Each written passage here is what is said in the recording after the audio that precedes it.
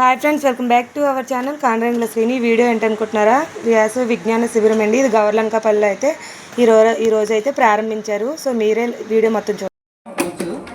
చిల్లర తీరలు తిరగకుండా, ఇది ఆకాయ తిరగకుండా ఏదో ఒక ఈ నెల రోజులు మన తాలూకు విజ్ఞానాన్ని పెంచుకోవడానికి, మనకి మేధాశక్తిని పెంచుకోవడానికి ఇది ఒక అవకాశం. ఇంకా మన దగ్గర తక్కువ ఈరోజు అనకాపల్లిలో కానీ వైజాగ్ చాలా శిక్షణ శిబిరాలు స్టార్ట్ అవుతాయి. మన దగ్గరనే కాదు, చాలా దగ్గర డ్రాయింగ్ కావచ్చు, చిత్రలేఖనం కావచ్చు, ఆల్రెడీ ఈరోజు గౌరీ సంఘంలో స్టార్ట్ అవుతుంది.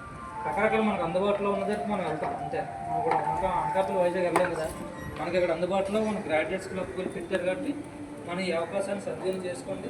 మీతో పాటు మరికొన్ని మన పిల్లలు తీసుకొచ్చి ఈ నెల రోజులు కూడా మనం పెంచుకుంటూ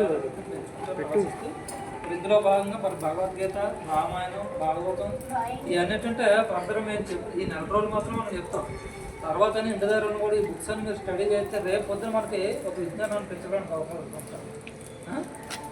మనం చదివే పాఠ్యాంశాలతో పాటు రామాయణం కానీ, భాగవతం కానీ, అలాగే భారతం కానీ ఇట్లాంటివి మనం పెంపొందించుకోవాలి. సబ్జెక్టును మనం పెంపొందించాలి. రేపు పొద్దున ఇలాంటివి నేర్చుకోండి. భగవద్గీత ఓంకారపేట అందరూ వెళ్తున్నారు, ఆల్రెడీ చదువుతున్నారు. కొంతమంది చూడకుండా వచ్చిన వాళ్ళు ఉన్నారు. ఇవన్నీ కంటెస్టా పెట్టేది ఒకేసారి రాదు. అంటే రోజుకి ఒక 2-3 శ్లోకాలు ఇంటి దగ్గర చదువుకుంటే మీ యొక్క పరిజ్ఞానం పెంచుకోవడానికి అవకాశం ఉంటుంది. ఓకేనా? నా పేరు ప్రసాద్ బాబు, అందరికీ తెలిసిన విషయం. మాది ఓకే. నేను ఈ నెల రోజులు మీకు అందుబాటు వారానికి 3 రోజులు, రోజు భాగవతం కావచ్చు, రామాయణం కావచ్చు, అందుబాటులో మీకు అందుబాటులో దీన్ని ఎవరు సబ్మిట్ చేస్తారు స్వామీజీ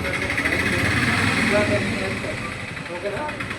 ఇదే మనం కార్యక్రమం స్టార్ట్ చేసి ఏదైనా మనం ముందుగా ఎటువంటి వ్యక్తులు లేకుండా ఎవరు కలుసుకోవాలి?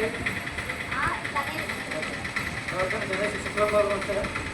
గణేష్ పంపం కానీ వచ్చి ఎవరు